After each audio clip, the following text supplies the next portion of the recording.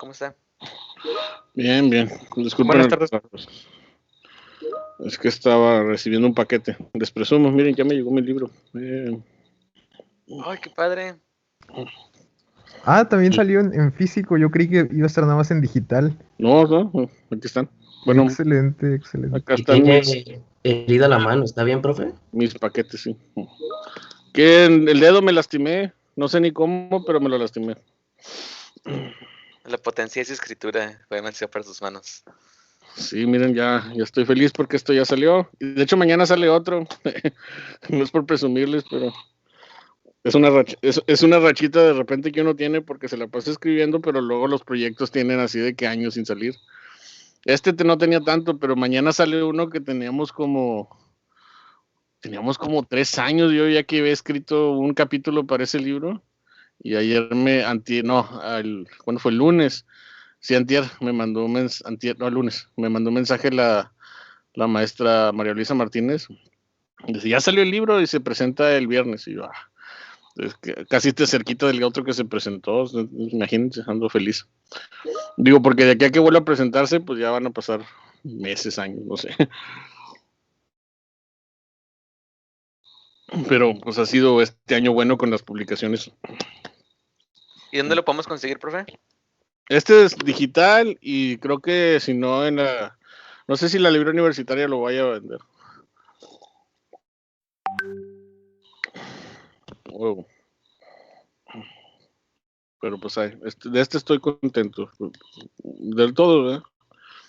Porque ya salió.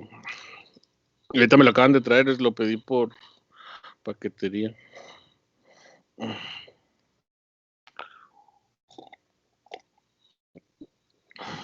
Ok.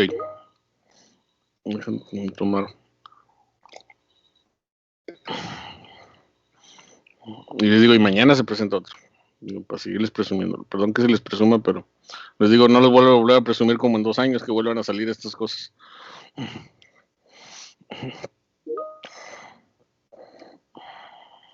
No, profe, usted presuma de su trabajo. Tiene por qué estar orgulloso. Sí, es merecido.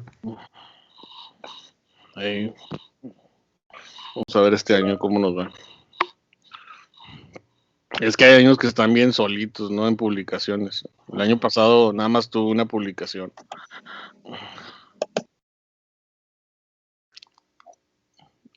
Y ahorita en lo que va del año llevo 3.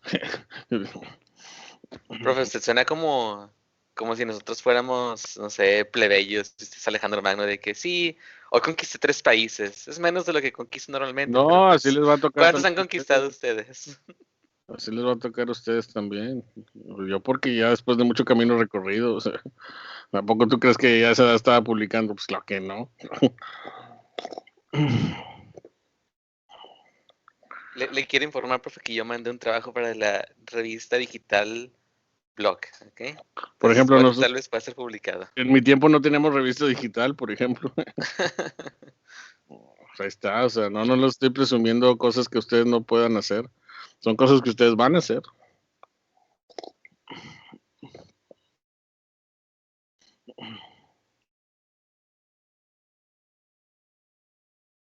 Yo empecé trabajando con pequeñas reseñas para la revista de vida universitaria.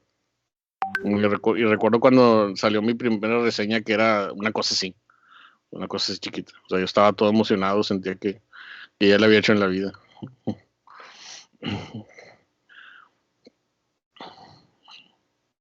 O sea, uno va empezando con cosas pequeñas.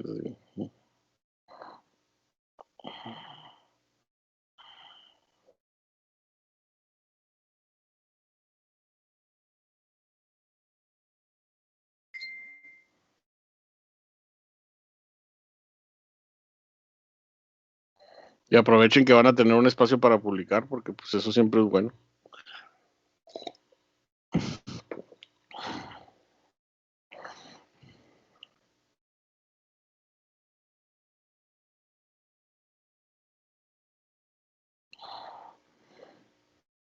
De hecho, si más adelante tienen trabajos, yo también les puedo ofrecer Atisbo, que es donde yo soy coordinador. Si es que quieren también publicar en esa revista, no sé si lo ubican. Ah, sí, sí, de Sí, pues hecho, es una en algún revista bastante momento la importante, maestra ¿no? Claudia nos dio algunos ejemplares, ¿no? Ah, Alguna sí. vez, no sé si alguien lo recuerde, pero sí, no, sí la hemos visto y sí está muy interesante. Bueno, Atisbo, en esa revista ahí también se ponen ahí coordinador, hasta yo. Digo, esto para que Carlos no se acompleje más de lo que ya está, pues lo siento, soy coordinador de la revista, ¿qué quieres que haga? Este, también si quieren publicar ahí, en serio, o sea, mándenme sus trabajos. Digo, Bueno, tienen muchas este, gracias, profe, gracias. pero también yo les ofrezco ese espacio porque es más personal, en el sentido que es de un grupo de amigos que somos egresados. Y la escuela nos apoya, a veces nos apoya, a veces no, ahorita nos está apoyando afortunadamente. Entonces, de hecho, el profe José Luis me dice, dile a los chavos que publiquen en Natismo.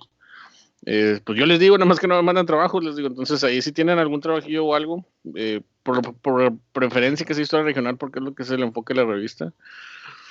Ya más adelante les he publicado a otros, y yo sé que ustedes, pues literalmente en muchos sentidos van empezando apenas en esto de la investigación, pero sí, o sea, y en serio, o sea, en el caso de ahí, de Atisbo, yo les ofrezco un espacio. En Humanitas está el profe Morado, y en Actas, también Actas es otra revista que de la universidad que también tiene por ahí su espacio. En esas revistas yo les ofrezco, si, con toda confianza, si tienen alguna publicación que quieran hacer, nada más pásenmelo y obviamente pues ahí entre el jurado, ¿cómo se llama? Entre más bien entre el comité editorial, pues ya después les digo. Pero por lo general todos los trabajos de los chavos eh, los pasamos. Y obviamente cuando vemos uno que tenga que tener correcciones les decimos, pero cuando son trabajos que son bien oportunos, pues ahí están todos en Atisbo o en Actos, ya depende en dónde. ¿Qué, Ricardo, qué ibas a decir? Creo que hablando un poco de lo que usted menciona, de que a veces no le mandan trabajos, yo como estudiante pienso, no sé si hablando por todos, como que traes ese miedo de Sí, como eres estudiante y doctores te van a calificar, te hace miedo de que no lo van a aceptar, o tal vez mi tema no es oportuno, mejor no lo envío. Más que nada siento que pues es eso. no, pero no les dé miedo. Miren, el peor miedo que hay para la historia es no escribirla. Es una recomendación que yo le hago bueno, ya cuando nos toque seminario de investigación, si es que les toca conmigo, es una cosa que yo les digo, oiga, el miedo se quita escribiendo. Si está mal escrito, porque es lo que uno tiene miedo, es más fácil corregir lo mal escrito que corregir lo que no está escrito, no sé si me explico. No puedes corregir lo que no has hecho. Entonces, escriban, bien o mal, escriban, ¿sí? Porque esa es la forma precisamente en la que vamos a hacer que puedan salir las investigaciones. Y pásenme todo lo que por ahí tengan. Yo eso es lo que hago y les digo, la verdad la mayoría de las investigaciones que me pasan se publican. Por lo menos en el espacio que yo tengo que es Atisbo, que es, le digo, la revista acá de los camaradas, el Mundo Herbés, Ahmed Valtier y un servidor, somos coordinadores. Pero están otras revistas. De hecho, Atisbo yo considero así como que un ejercicio, porque es una revista de divulgación que en la ciudad se lee mucho, pero es sobre todo para público en general. Y siempre lo he considerado como un ejercicio una especie de transición entre lo que hacemos en la escuela y cómo llegarle a la gente. Sí, pero ya si quieren escribir en revistas especializadas, pues ya son otros niveles, pero empiecen por lo pequeñito.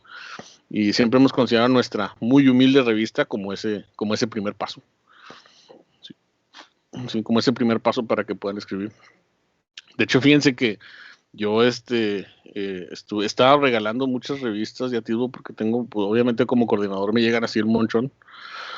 Y yo ya tenía así el semestre pasado, sí, yo ya tenía así una cajota que iba a llevar a la facultad. Y dije, sobres a mis grupos, les iba a repartir, pero pues no se hizo. Dice la Margarita, se me hace que se sintió así como que con la competencia. No, no sé, empiecen por la revista del colegio. Yo Atisbo ya es cuando ya se sientan más rockstars. Pues también se puede las dos, no pasa nada. Digo, trabajos Claro, diferentes, ¿no? Pero pues no pasa nada, no pasa nada, sí, pero no quiero que se me sientan así como que le estoy sí, no. quitando a la revista. No, hombre, Sí, no, profe. no quiero que se me sientan así como en competencia. Yo les ofrezco el espacio, pero sí es cierto, posiblemente a lo mejor lo más ideal es que empiecen ahí en la revista del colegio.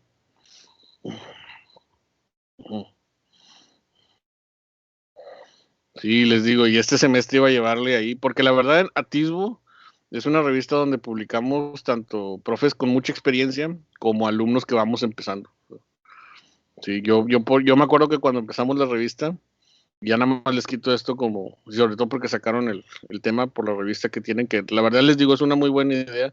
En el colegio siempre lo habíamos intentado, pero nunca nos resultó mucho. Porque antes era más difícil, sobre todo sacar una revista cuando no se podían hacer en digital. Atisbo precisamente nació porque como no pudimos sacar nuestra revista del colegio, Edmundo Derbez, que fue mi compañero de la carrera y que es el encargado del Centro de Documentación y Archivo Histórico de la UNI, dijo, oye, vamos a juntar todos los artículos que íbamos a sacar para la revista del colegio y que no sacamos, y vamos a sacar nuestra propia revista. ¿Cómo ves? Sobres, vamos. Y salió. Decimos, a ver cuánto puede durar Atisbo, 7 números, un año. Ya llevamos casi 10 años y ya llevamos casi 80 y feria de números. No me acuerdo en qué número vamos, pero llevamos más de 80 números. Sí, de Atisbo. Cuando pensábamos que íbamos a durar 7, o sea. Dicen, hombre, si duramos 7 ya lo hicimos, ya hicimos parte de la historia. Hombre, ya llevamos, les digo, más de 80 números y más de 10 años. Hombre, más de 10 años, más de 15 años, yo creo. Por ahí. Muchos números, muchos años, afortunadamente, no se ha rajado la revista. Que se puede conseguir en puestos de periódicos, en el Marco y en el Museo de Historia Mexicana. Todo el comercialote. Ok. Entonces ese fue el comercial de acá, la revista y las publicaciones. Es que uno debe publicar, oigan, o sea, ser profe nada más es parte de la chamba cuando eres historiador. Y a veces se nos olvida. No olvide eso. Ok, ¿listos para lo de hoy?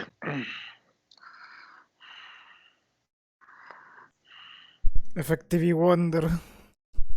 Es así, es una revolución industrial.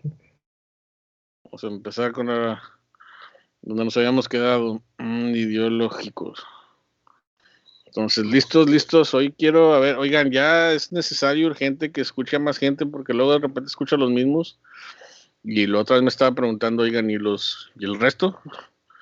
Entonces, pues vamos a empezar con eso, digo.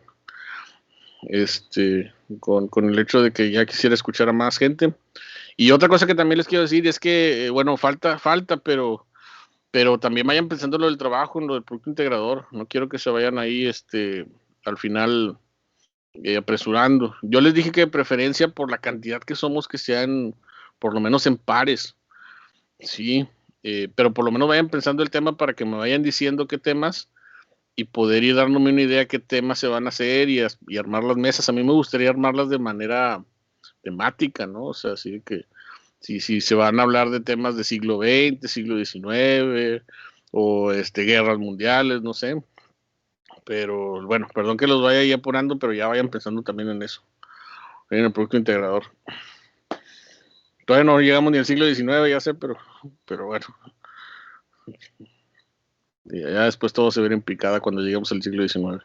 Profe, no sé si podríamos tomarnos algún tiempo para con que recordarnos un poquito de cómo íbamos a hacer esto. Después, obviamente. Mande, repítelo. No sé si podríamos tomarnos un poquito de tiempo para volver a indagar en lo del PIA, para tener todos claros antes de empezar. Sí, pues es un producto integrador basado en alguna temática de la historia contemporánea en pares. Y ya. Sí. Digo que vamos a buen tiempo. Por suerte la historia como que se dispara luego que llegamos a la revolución industrial. Qué curioso, ¿no? Sí, es que ya con esto se va a disparar. Les digo, yo sé que falta mucho, pero sí me gustaría que vayan, a lo mejor no más específico, que es todo lo que pregunta Carlos, pero sí en el tema. Sí me interesa que ya vayan pensando los temas que van empezando a investigar. Les digo, a mí me gustaría sobre todo que el tema del producto integrador sea algo que esté ausente en el curso de una otra forma. Y yo sé que estamos muy empezando todavía esto como para decir que está ausente. Pero, o sea, la idea es complementarlo, ¿no? Porque ¿cuántos temas no estamos viendo rápidamente y que, oye, es que falta esto, falta aquello? No sé qué tanto veamos las guerras napoleónicas y el mismo siglo XIX o las guerras mundiales. Yo por ahí les decía al principio, ¿se acuerdan? La Guerra Civil Española no lo vamos a ver, ¿sí? Por decir algún evento del siglo XX que digo yo, híjole, y le falta. Entonces, vayan viendo eso. Por ejemplo, Ricardo ya dijo que iba a hacer guerra civil española, ¿se fijaron? Levantó la mano luego. Entonces él ya nos va a hablar sobre eso, cosas por el estilo. Así. ¿Ven cómo no se pone? Ok, empecemos. Déjenme. Traigo bebida porque ya hablé mucho y luego me canso hablando.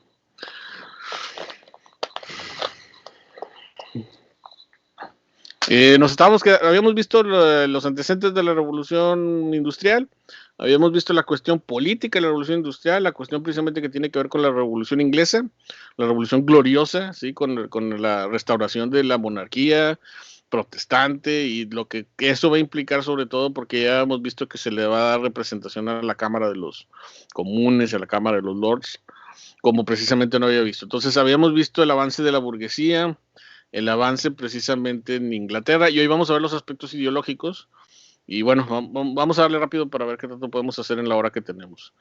Leo, dice ideológicos, la mentalidad inglesa jugó una pieza clave en cuanto ayudó a establecer una mentalidad de libre acción en básicamente todos sus ámbitos, político, religioso, económico y social, siendo fundamental para la revolución industrial en los siguientes aspectos. De religiosa, por ejemplo, en Inglaterra para el siglo XVIII existe lo que podemos llamar un gobierno tolerante en cuanto a sus prácticas religiosas refiere, teniendo como base el anglicanismo.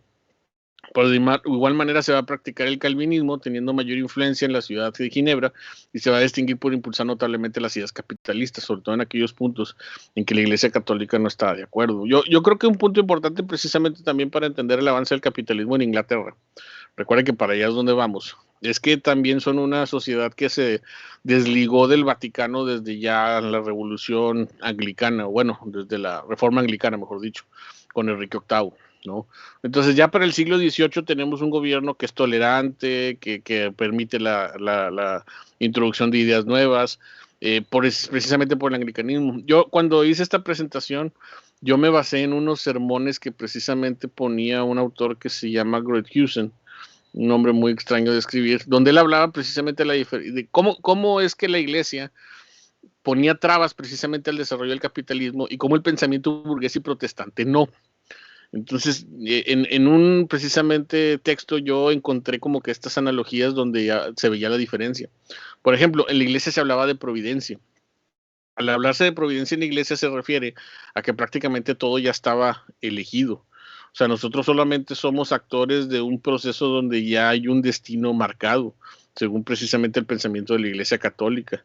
Y bajo esos sermones en este autor que después les paso el autor en particular que habla de esto y que precisamente lo mencionaba así. Dice, en cambio, por ejemplo, en los discursos protestantes, en los sermones protestantes, decía que ahí todavía había una libre elección. O sea, a las personas les daban la capacidad de poder elegir, ¿sí? De no estar precisamente sujetos a un destino ya establecido. Por ejemplo, en la iglesia el trabajo era igual visto una forma de expiación. En la iglesia católica el trabajo siempre había sido visto como una forma de castigo, como una forma precisamente de hacer que las personas estuvieran cercanas a lo que era el trabajo después de la expulsión del paraíso. Sí, entonces por eso el trabajo nunca había sido visto como algo natural. En cambio, en el pensamiento protestante, el trabajo era visto como algo natural. No necesariamente era visto como un castigo, por el contrario, es algo a lo que se tenía que simple y sencillamente tener en la vida. Trabajar era algo normal. ¿Sí? Y el pensamiento católico lo veía más como un castigo. Entonces, por eso quienes no trabajaban es porque estaban, digamos, de una otra forma absueltos por esa idea divina. Y quienes trabajaban, pues eran porque pues, era parte del ¿cómo se llama? Del pecado original, ¿no?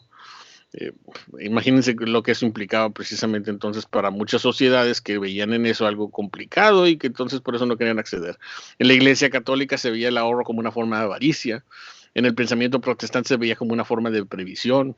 ¿Cuál es la diferencia entre uno y otro? O sea, uno en el pensamiento católico se decía se reúne dinero por avaro, y el pensamiento protestante no, reúnes dinero porque tienes que prevenir.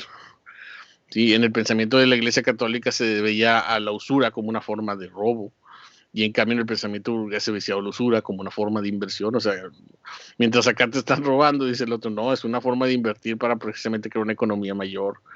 Y entonces la iglesia hablaba de especulación y el burgués hablaba de economía. Que aquí es donde precisamente aparece la economía, que es lo que vamos a ver ahorita con Adam Smith. Para bien o para mal, una de las cosas que también es importante por las cuales Inglaterra va a lograr que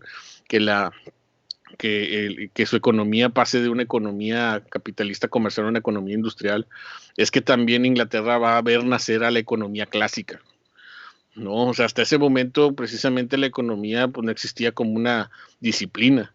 Y todos estos personajes como Adam Smith, David Ricardo y demás van a traer esta escuela llamada la economía clásica, ¿no? Donde precisamente ellos exponían los principales elementos del capitalismo. Y ahorita lo vemos sobre todo con Adam Smith, porque no es que Adam Smith haya inventado el capitalismo, más bien entendió las reglas que mueven al capitalismo, y eso creo que es bien interesante, porque como queremos ver a Adam Smith como que definió el capitalismo, y a Marx como que definió el socialismo, y no.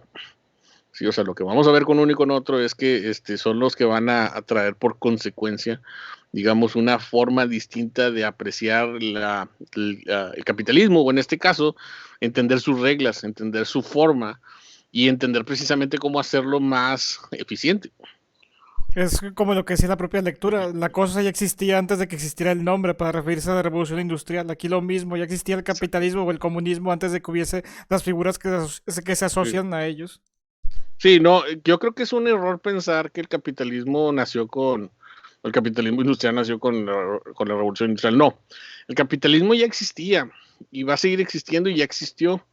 Lo que precisamente van a ver estos autores, estos economistas que precisamente pasaron de ser filósofos a ser economistas por la forma en que veían el mundo, es que ellos van a entender sus reglas y van a entender precisamente cómo es que a lo largo del tiempo habían sido o marginados o habían sido suplantados por otras formas de poder económico. Incluso el mismo Marx, podríamos decir que también era un economista en ese sentido. Digo, era muchas cosas, era sociólogo, era filósofo, pero recuerden que también era economista y muchas veces lo queremos ver como contrario a Adam Smith, pero él leyó mucho a Adam Smith. Y si era contrario a él, es más bien hacía una crítica al capitalismo, pero nunca estuvo tampoco así como queriendo destruir el capital, que es una de las cosas a la que no quiero que lleguemos tampoco en el curso. No, la otra estaba pensando que pues, no, tampoco quiero decirles que el capitalismo resultaba ser, digamos, o en su principio resultaba ser totalmente contrario al feudalismo, que era mejor. Claro que no, o sea, ¿cómo podemos pensar que el feudalismo era mejor en ese sentido? Simple y sencillamente son sistemas económicos distintos con sus problemas y con sus aspectos positivos, y bueno, así es como se veía. Y entonces el texto se despide diciendo: Dios gobierna en el cielo y dispone su voluntad en la tierra. Esa es la forma en que el catolicismo veía al final, ¿sí?, la voluntad humana, y en cambio el pensamiento protestante es: Dios gobierna en el cielo y el hombre es responsable de sus actos en la tierra. O sea, no sé si se dan cuenta, el humanismo forma parte importante del capitalismo. Y precisamente por eso en el pensamiento moderno, que tanto hemos visto desde que empezó el curso, una de las cosas que les he comentado es que también ese pensamiento es el que va a llevar al desarrollo del capitalismo.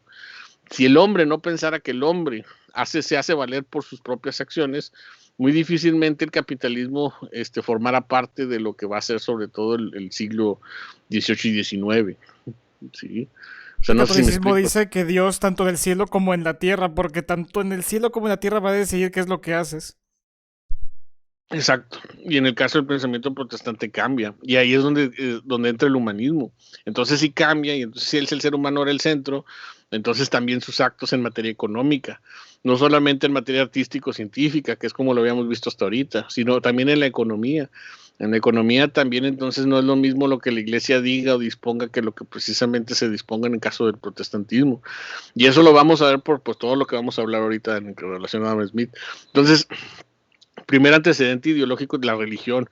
Es bien importante que los ingleses sean también una nación protestante, aunque sea a lo mejor la reforma protestante, digamos, menos agraciada de todas, pero que precisamente en ese sentido va a ser relevante para lo que está por aparecer y precisamente para lo que va a venir en cuanto a la revolución industrial refiere. Sí, vamos. Entonces, ese es un primer paso, el que estén desligados del Vaticano y de su visión clásica y providencial y totalmente del antiguo régimen, ¿sí?, en la que ven la economía. Siguiente, la ideología económica. ¿Sí? Aquí les digo, mucho va a tener que ver, así como no va a ser coincidencia que la Revolución Francesa haya nacido en la Ilustración francesa, de la política, de Rousseau, de Montesquieu y todos ellos, no creo que tampoco sea coincidencia que la revolución industrial nazca en la Inglaterra que vio nacer la economía como disciplina. Sí, o sea, no sé si también vamos ahí a las no coincidencias. O sea, no sé si también entendemos que a pesar de que también son otras cosas las que van a impulsar el desarrollo industrial, es el hecho también de que son los ingleses, o por lo menos los británicos, porque bueno, Adam Smith era más bien escocés, ¿sí? Quienes van a ver precisamente nacer la economía, donde van a ser precisamente la principal escuela económica liberal. Sí, eso insisto, no lo es. Dice, es importante considerar, Leo, que aunque el capitalismo en la práctica ha existido desde tiempos muy antiguos, lo cierto es que el marco teórico general del modelo capitalista fue desarrollado por primera vez por un profesor de filosofía de la Universidad de Glasgow, Escocia, en un libro publicado en 1776 con el título de Wealth of Nations o Riqueza de las Naciones. El nombre del autor era Adam Smith y como observamos anteriormente, la principal contribución de Smith fue el desarrollo del primer modelo de economía de mercado que poseía coherencia lógica y adecuada para su época, además de que ofrecía ciertas posibilidades de predicción. Es importante recordar que Smith escribía sus teorías en tiempos del mercantilismo, que es la creencia que equipara la riqueza con el oro y la plata. ¿Sí? O sea, yo creo que ahí es donde está lo importante. El mercantilismo de ese momento que buscaba precisamente en el oro y la plata una forma de generar riqueza, no confundir con el metalismo, porque yo creo que también a veces al mercantilismo queremos entender que bajo esta última premisa a lo mejor ustedes han de creer. Entonces el mercantilismo se basaba en la idea de que la riqueza estaba en el oro y la plata. No, volvemos a lo que precisamente decía Adam Smith. El mercantilismo basaba que la riqueza estaba en el oro y la plata siempre y cuando fueran productos que fueran valuados como formas de intercambio superiores. Eso es una de las cosas que Adam Smith entendió desde el principio con el mercantilismo. Sí, no es el oro y la plata lo que hace la riqueza, pero él llevó más allá ese concepto. Mientras en el mercantilismo la idea se basaba en que mientras más oro y plata tuviera un país, más riqueza tenía, Adam Smith se dio cuenta que el oro y la plata solo eran otra cosa que se llama capital y que es lo que realmente genera riqueza. Realmente puedes tener algo que sea igual al oro y la plata en relación precisamente a su forma de intercambio y te va a ser igual de rico. Ahí es donde estaba la diferencia con el mercantilismo. Sí, que incluso el mercantilismo podríamos decir que continúa en muchas formas a lo largo precisamente del siglo XIX, pero una cosa quedó clara para Adam Smith. Sí, el oro y la plata siguen siendo y generando riqueza, eso lo veía como algo innegable, pero cuando encuentras algo que tiene tanta demanda como el oro y la plata, que eso era lo diferente a lo que no veían los mercantilistas de su época. Entonces estamos hablando de que la economía no depende precisamente solamente de los metales, sino de un mercado que sea lo suficientemente fuerte como para generar esa riqueza.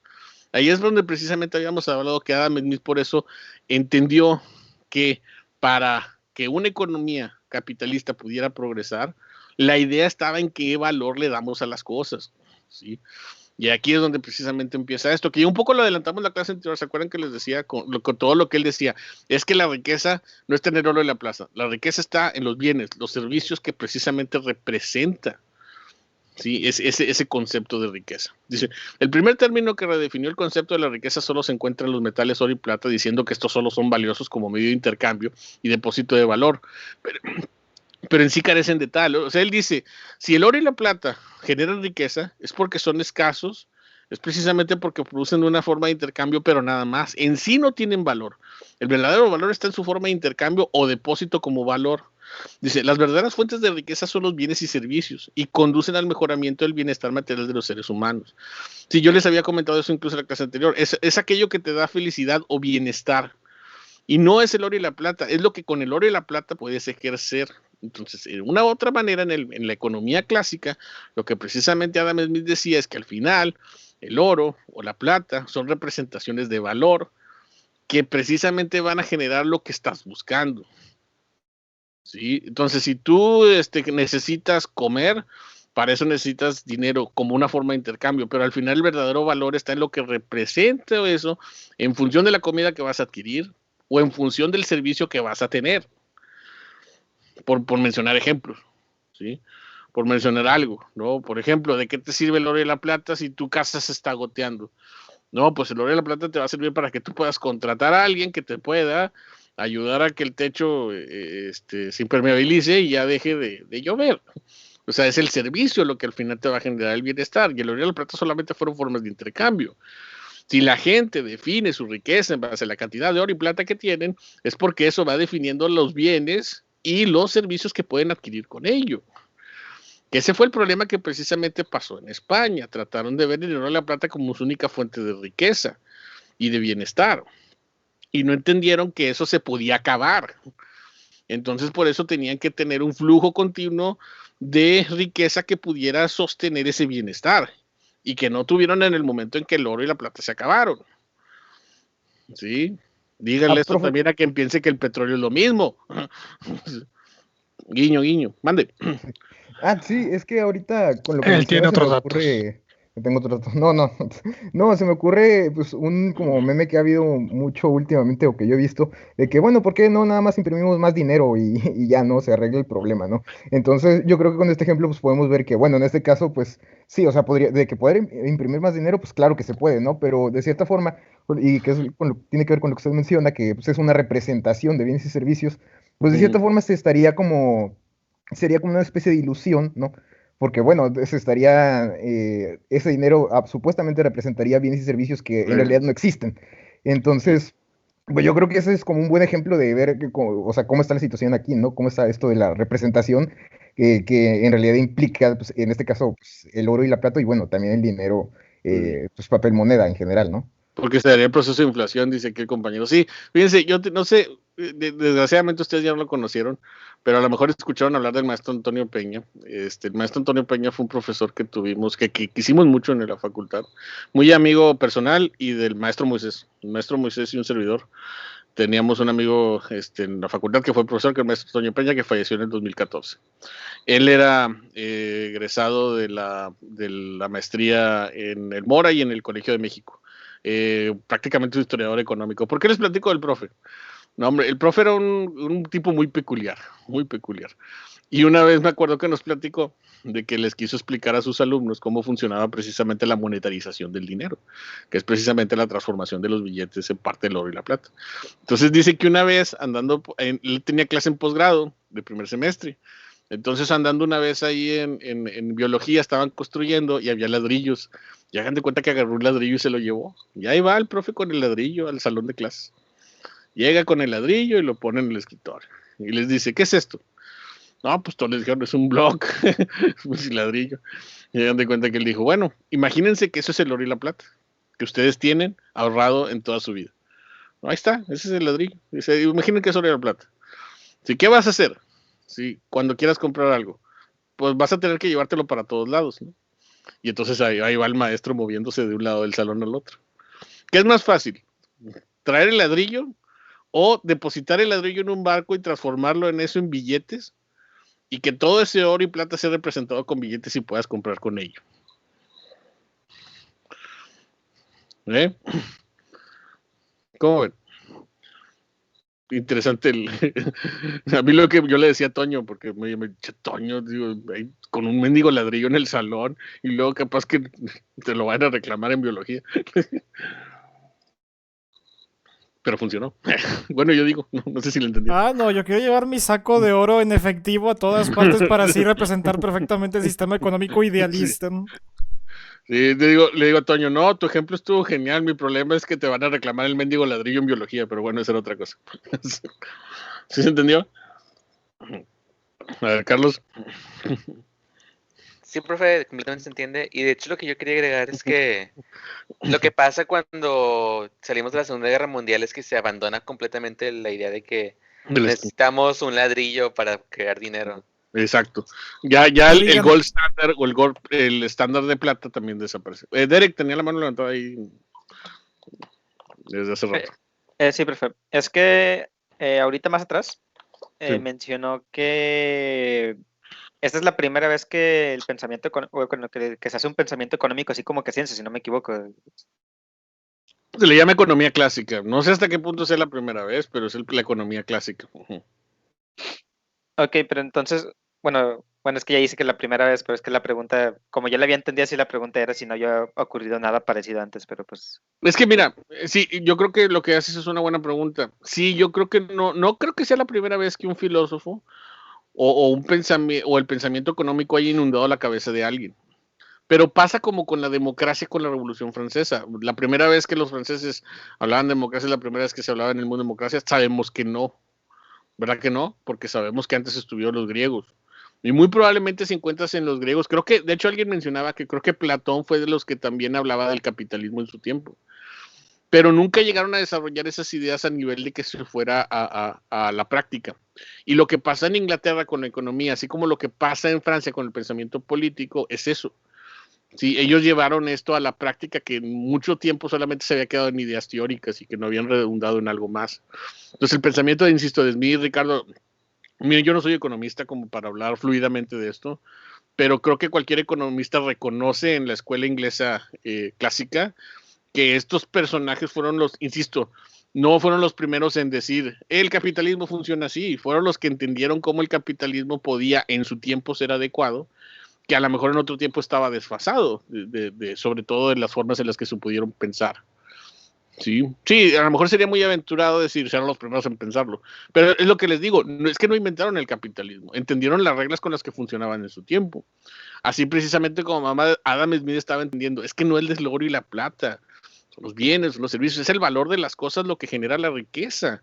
Y entonces puedes hablar de cosas que sean superiores al oro y la plata y generar igual de riqueza, que es lo que va a pasar con el algodón y por eso lo estaban soñando tanto, pero ahorita llegamos ahí. Miguel. Sí, gracias, profe. Sobre lo que menciona, logro entender a lo que se refería, porque el sistema económico ya existía, nadie lo inventó, sí, pero aprendieron las reglas de cómo se juega, que es como el chiste que hacen recientemente, que la gente de Reddit, de Wall Street Bet, aprendió reglas que ni los de Wall Street se sabían. Entonces, aquí, de lo básico, yo creo que es lo más sencillo para entender el capitalismo, aunque es como también un chiste, un cliché de la peli de Lobo de Wall Street, va mucho de oferta y la demanda, precisamente porque el oro y la plata reciben estos valores, pues porque no son tan comunes, como a lo mejor en 20 años el agua va a ser el nuevo oro, por así decirlo, como es el petróleo ahora, y de hecho por el mismo hecho de que cada vez se está agotando y haya menos, es también lo que luego te acaba disparando su valor, y es por lo que luego hay gasolinazos, porque encontraron nuevos yacimientos en Arabia, que son los que controlan la mayoría del petróleo. Y es lo que también muchos economistas ahorita dicen, bueno, ahorita vale por su escasez y por lo necesario que es, pero aquellos que son economistas y que proyectan a futuro también la vida de los energéticos dicen, pero es una empresa que también se está acabando porque ya están naciendo nuevos energéticos que muy probablemente hagan que la oferta y la demanda del petróleo, así como en su momento el oro y la plata, vayan para otro camino. El problema es pensar que el oro y la plata en su tiempo y actualmente el petróleo van a mantener ese precio constante. Y eso es lo que precisamente veía Adam Smith. Ahí es donde estaban esas reglas. O sea, pensar que hay una perpetuidad en relación al valor. No, es su capacidad de generar un bien o un servicio, la oferta y la demanda, lo escasos que sean, lo raro. Hay muchas cosas que determinan su valor y ahorita vamos a hablar de eso. Ahora, ¿por qué estamos hablando de todo esto? Y yo siento que a Carlos está, ya quiero que hablemos de máquinas, porque si los ingleses no hubieran entendido esto, muy difícilmente hubieran llegado a ese otro nivel en cuanto a su economía, no sé si también se entiende. O sea, no es que hayan dicho, bueno, mañana vamos a desarrollar precisamente máquinas, ¿sí? Pero, ¿por qué?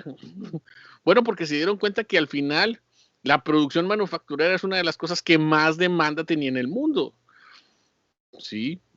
Y bueno, pues es que así va fluctuando el mercado. Digo, ya lo vimos con Homero. Hay otro capítulo de Homero que me gusta, de Los Simpsons, que me gusta mucho, y de Homero en particular, ¿no? Para hablar precisamente de cómo fluctúa el valor, que eso es lo que estamos hablando, ¿no? La fluctuación del valor. No sé si también, digo, y perdón que citemos mucho aquí Los Simpsons, yo sé que el profe Moy también lo hace porque la pasamos hablando de Los Simpsons. Digo, cuando nos vean platicando ahí, si creen que estamos hablando de filosofía, nada, estamos hablando de Los Simpsons. Y hay un capítulo donde Homero invierte en calabazas, no sé si lo vieron, de que, sí, retira muchos del capital que tenía de sus acciones ahí en la fábrica, invierte en calabazas, porque él dice que eso lo va a hacer rico. Entonces invierte en calabazas, ¿y qué pasa? Sí, le habla a su corredor de bolsa, oye, es que el mercado de calabazas cayó. Y yo, ¿por qué? Bueno, pues porque invertiste en calabazas a finales de octubre y algo pasó cuando se acabó octubre que ya no. ¿Sí entendieron el chiste o no? Halloween. ¿Por qué el mercado de calabazas estaba tan alto? Pues porque era Halloween y cuando se acabó octubre ya no. Sí, es por eso que hay que saber invertir en el momento adecuado. porque tú puedes invertir en algo que pienses que se va a mantener así tú constantemente y no, que eso fue lo que le pasó a muchas empresas de internet, no sé si se acuerdan, empezaron súper exitosas, pero como la competencia iba y venía rápidamente, que es otra de las cosas que determina el valor, la competencia, entonces hacía que invertías en una empresa de internet un día, generabas millones, pero luego al día siguiente salía otra. Imagínense todos los que, no sé si ubican el Napster, todos los que invirtieron en Napster en su tiempo. Y luego ya empezaron a salir otros sistemas de generar música. O en su tiempo, ¿no? En las redes sociales. ¿Cuántas redes sociales no salieron antes de Facebook? Antes de que Facebook se consolidara. Y todavía siguen saliendo. Que eso es precisamente lo que pasa. Eso es lo que le pasa a Homero en ese episodio. Está diciendo, él ve que estaba subiendo mucho el valor de la calabaza y asume que todo el resto del año va a seguir subiendo ilimitadamente. Pero no, el valor se va a acabar justamente cuando las calabazas ya no sean útiles. Ven, los Simpsons funcionan para explicar la economía. Otra vez, José Ricardo Dios. De hecho, me recuerda un poco a otro capítulo de Los Simpsons, donde, por oferta y demanda más que nada, donde Homero tenía mucha azúcar, la pone en el patio y eso provoca que muchas abejas vayan. Y una apicultora ahí, dos apicultores que son como los malos del capítulo, digamos así, se van con ellos y ahí es donde es el meme de que muy inteligente Homero, atrae todas las abejas aquí para que haya poca demanda, para que haya pocas abejas y nosotros tengamos que pagarle a precios exorbitados. Usted es malévolo, o sea, me va a comprar el azúcar, es diabólico. Ya le dice, y me va a comprar el azúcar y usted es diabólico. Sí, no sé, yo supongo, era cuando los Simpson eran muy buenos, y sobre todo porque siento yo que los escritores eran economistas, por lo que me doy cuenta, sobre todo en esos capítulos. O sea, porque era bien curioso que tenían ese sentido, ¿no? Pero en fin, sí, ya vamos entendiendo entonces lo importante que es Adam Smith para lo que está por venir en el caso inglés. O sea, ellos empezaron a entender que el valor se depositaba en formas distintas y fluctuaba de maneras distintas. Y entonces, por mucho tiempo, o sea, por cuántos siglos, sí, si no es que milenios, el oro y la plata en la representación del valor, pero por la constancia que generaban. Los ingleses, cuando empezaron a ampliar sus mercados, sobre todo en el mar, se empezaron a dar cuenta que había cosas que valían mucho. Sí, y que eso podía incluso superar en relación a la riqueza, el capital que tenían. Y entonces, mientras otros países estaban preocupados por buscar oro y la plata en cualquier lado del planeta, los ingleses empezaron a crear mercados, entendiendo precisamente que en algún momento esto les iba a funcionar. Y esto podía ser positivo, pero también podía ser malo, pero bueno, al rato hablamos de eso. Sí, a ver, Miguel. Sí, de aquí solo me surge una duda que ya la venía comentando a finales de la clase pasada, que es que en teoría, porque hubo muchos críticos del papel moneda, algunos hasta aparecen de hecho en los billetes, criticaban esto, sobre qué se sustenta, porque las viejas monedas pues tenían cierto grado de pureza y estaban hechos con los mismos minerales. El papel moneda, y como usted ya lo dijo, supuestamente se sustenta en oro, plata, en algún momento en las guerras mundiales creo que lo cambiaron por petróleo y luego volvió al oro. Y aquí surge mi duda, que es que en la actualidad tengo entendido que no hay suficientes reservas de oro, plata y petróleo juntos para sustentar toda la cantidad de papel moneda que se mueve en la actualidad.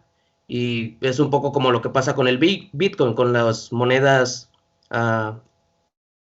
criptomonedas, sobre qué se sustentan realmente. Entonces, pues, siempre pone como en jaque todo el sistema económico global eso y nunca lo acabo de entender, la verdad. Sí, es que, y el problema es ese, yo creo que actualmente se basa mucho en la confianza de los inversionistas en diferentes niveles. Yo creo que ya no hay algo específico, es tanto el Producto Interno Bruto como la capacidad también de inversiones. Eso es lo interesante, yo creo que del valor ahorita, mientras antes se sustentaba en cosas muy materiales, ahorita también en cosas muy abstractas, como pueden ser incluso el apoyo de Estados Unidos.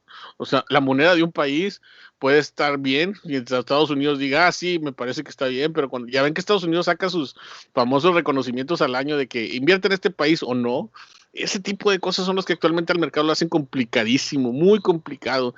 Y no sé si te acuerdas, Miguel, que usted les puse porque, me acuerdo mucho de ti porque te di clase en primer semestre, y no recuerdo si alguien más, y perdónenme si no me acuerdo de alguien más en primer semestre, pero si se acuerdan que les puse un documental que se llamaba Capitalismo, una historia de amor, que creo que también lo pone el profe Moy en sus clases. Michael Moore. ¿Te acuerdas? Hoy también lo puso en primer semestre. Yo lo conozco también. Y Michael Moore en ese Ese documental yo fui el culpable de llevarlo a la facultad. Si alguien le quiere echar la culpa, fui yo. Pero es que me gusta mucho cómo explica precisamente el desarrollo del capitalismo. Y hay una parte donde le pregunta un tipo de Wall Street, bueno, a ver, dime en qué se basa. Y luego le empieza a decir y no lo sabe explicar. Y va con otro y nadie le sabe explicar. Dice, parece que mientras menos entiendas de esto, te va mejor. Sí, sobre todo porque allí la cuestión del valor ya es una... Dice, si eres un matemático que sabe desarrollar una fórmula para precisamente meterla al mercado, dice, eres bienvenido en Wall Street. Dice, y no importa si no la entiendes, de eso se trata, dice. Al final, como que mientras menos la entiendes mejor. ¿Sí recuerdan el documental?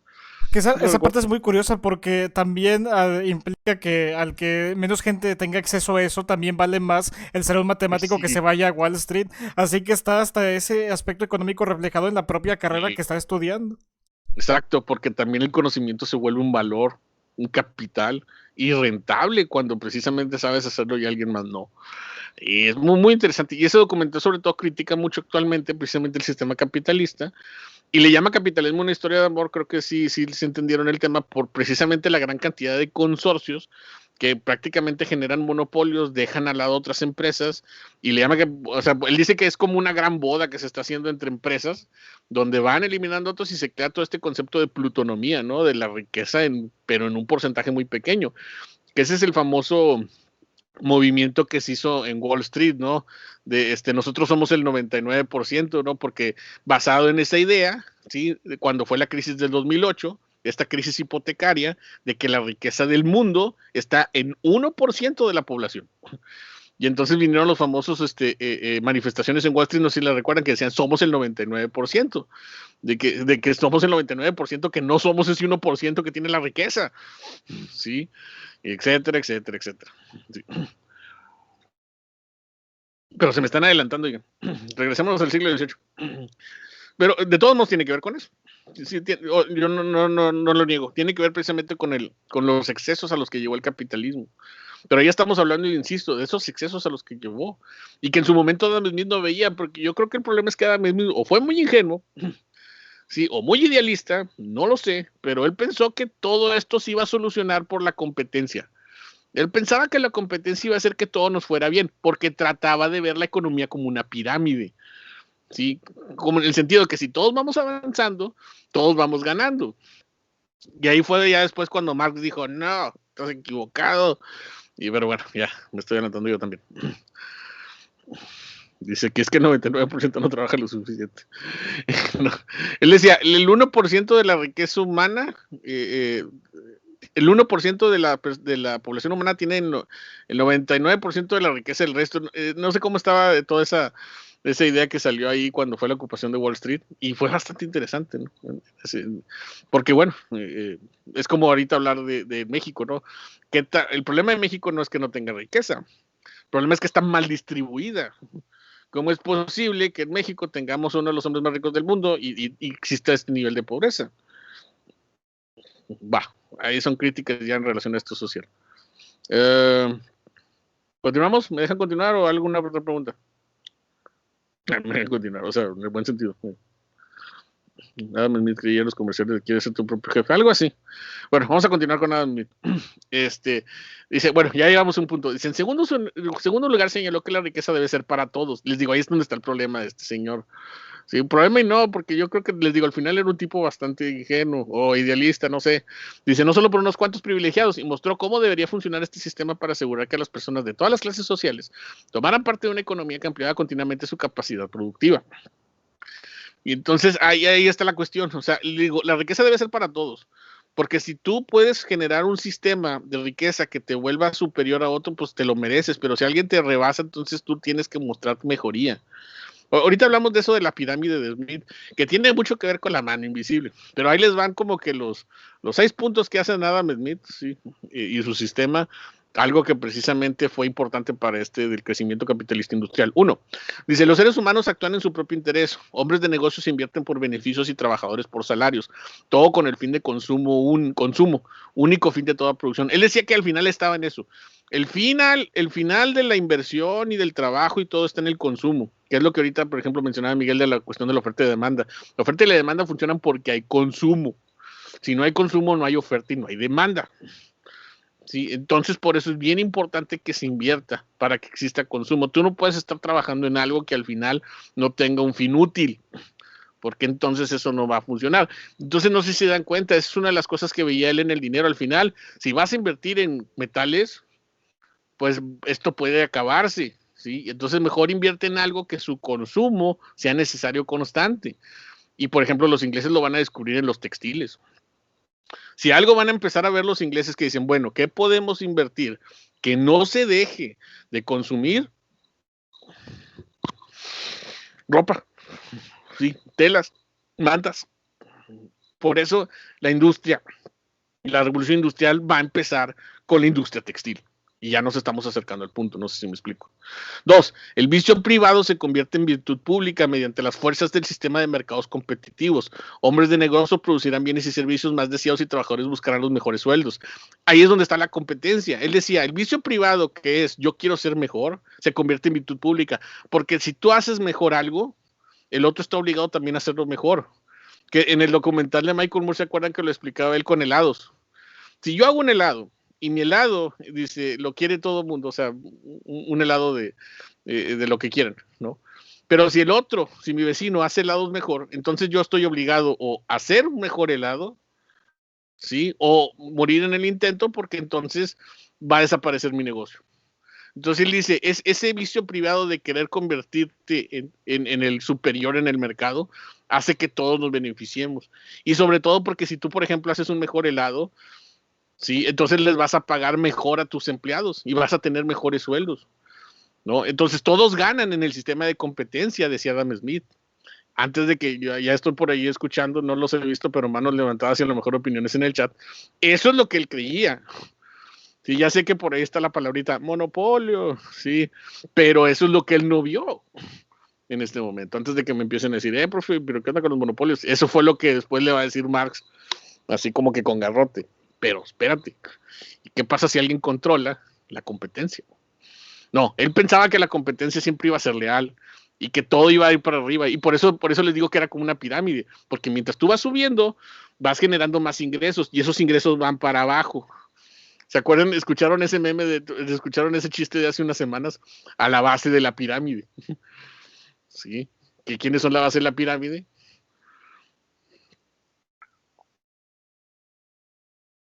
El 99%. El 99%, sí, los trabajadores. Profe. El proletariado, sí. No sé si escucharon ese rollo de una señora que dijo ahí, que quién sabe que sacó un comentario de que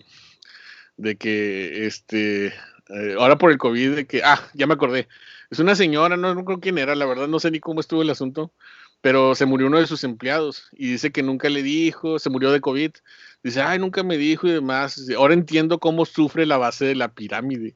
No, cuando dijo eso, imagínense cómo se le lanzaron todos, ¿no? De que pues, lo sintieron como una ofensa muy fría.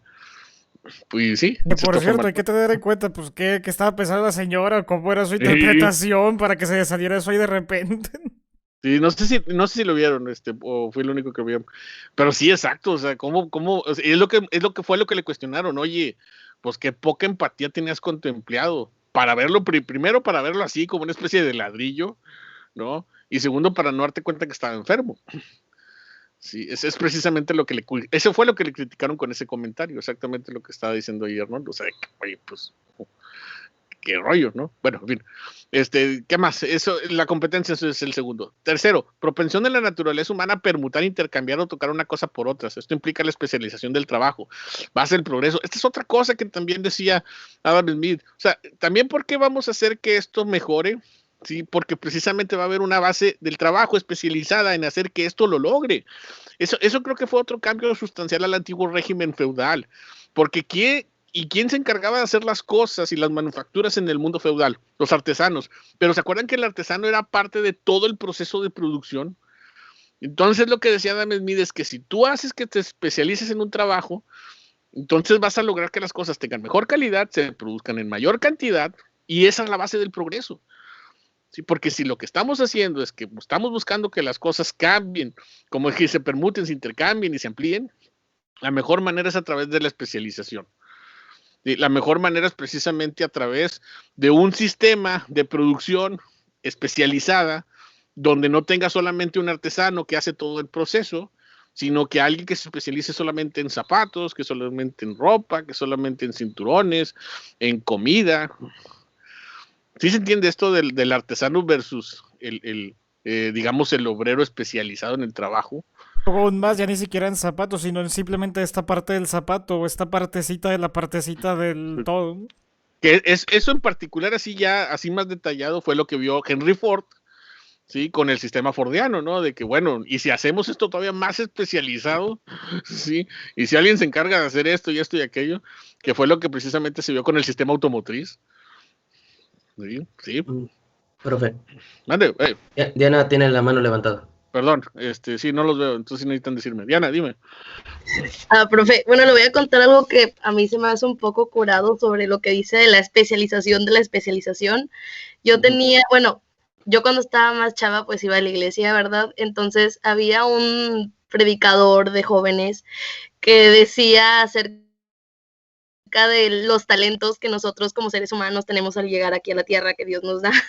Y me causa mucha gracia acordarme ahorita sobre lo que comenta, porque el Señor siempre hacía muy recurrente dentro de esta predicación de los talentos, que incluso en la industria automotriz vemos la especialización de los talentos, y hacía mucho alarde de una persona que creo que a lo único que se dedicaba era pintar una raya de cierto tipo o modelo de auto, y eso era lo que tenía que hacer. Sí. Es que la crítica a la especialización ya después se volvió en esos niveles, ¿no? Yo que, por ejemplo, no sé si han visto, y bueno, es la primera película que recomiendo para Revolución Industrial, que no hay muchas, porque, bueno, sí hay muchas, pero a veces no encuentro como cuál ponerles, pero yo creo que esta es clásica, Tiempos Modernos de Chaplin. No sé si la han visto, sí, es un clasicazo del cine mundial. Sí, está muy buena, está muy buena. Es muy buena, ¿no? Y ahí, si quieres ver cómo critica la especialización del trabajo, vean esa película. O sea, a Chaplin literalmente se lo come una máquina, ¿no?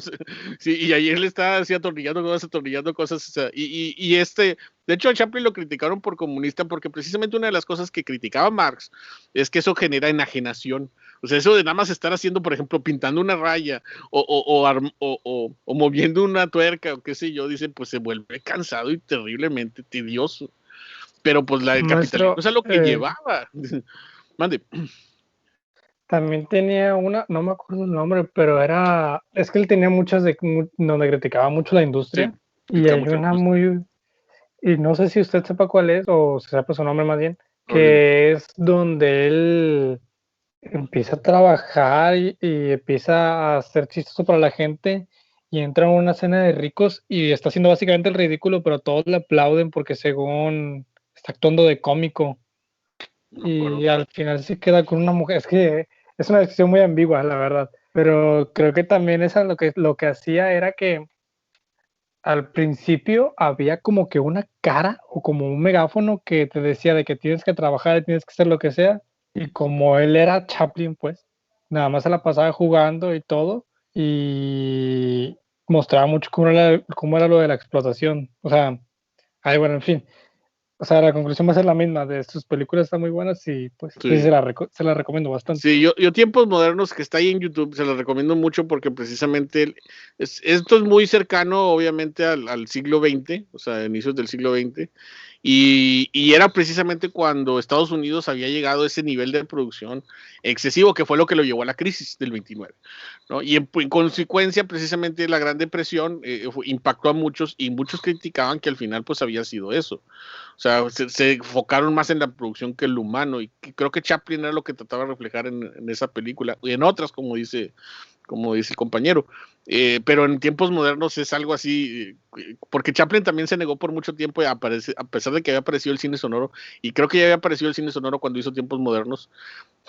Y entonces no necesitas más que verlo, cómo precisamente él está trabajando en una fábrica y la fábrica le come su espíritu, digamos, de individualidad, y se vuelven parte de la máquina, ¿no? Digo, es tanto lo que se vuelve parte de la máquina. Hay una escena muy famosa donde está así metiéndose entre tuercas porque la máquina se lo comió. Una genialidad, sí, pero no sé si con esa especie de como anécdota o reflexionar de un tipo que se trabajaba en una fábrica y que la maquinaria le arrancó un dedo, y que ese tipo reflexiona: en ese momento que mi sangre se envolvió con la máquina se volvió parte de mí, o algo así. Sí, por eso les digo, él criticaba mucho ahí critiqué la industria, él en general criticaba la pobreza. Recuerden que su personaje en una sátira precisamente un hombre pobre, vagabundo, pero ahí criticaba mucho lo que era el trabajo mecanizado, en particular. Si no han visto a Chaplin, yo sé que a lo mejor es difícil ver todas sus películas, pero vean por lo menos algunas así que son emblemáticas, porque sí son una genialidad. Estoy tratando de ver si por ahí había alguna. Ahí está. Un GIF de la de tiempos modernos. Y sí está. Y de hecho, precisamente, está el GIF que les estoy. Bueno, una de las tantas imágenes que les estoy diciendo. ¿Sí? Ay, no sé si se subió. Sí, ahí va. ¿Sí ven la imagen que les puse? ¿Se fijan cómo está Chaplin? Esa es la especialización del trabajo. Y claro que ahí está la sátira de...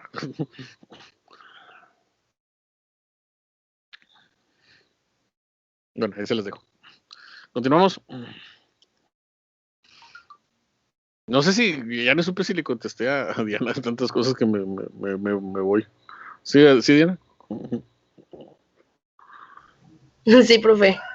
Ok, entonces, profesión de naturaleza humana, es lo de profe, antes de seguir yo también nada más quería comentar que justamente el proceso de la especialización en el trabajo es algo que va a criticar mucho Marx, porque habla de que entonces los trabajos se van haciendo más sencillos, más rutinarios, más monótonos, cualquiera puede reemplazarte y por ende el burgués puede maltratar al proletario, pagarle lo que él desea, porque si tú no quieres el trabajo, allá afuera hay 200 personas de la fábrica pidiendo el tuyo. Y esto es justamente algo que el tipo de McDonald's, que es un desalmado, hizo, llegando al punto en el que el trabajo de algún empleado en algún momento era simplemente ponerle ketchup a la tapa de la hamburguesa.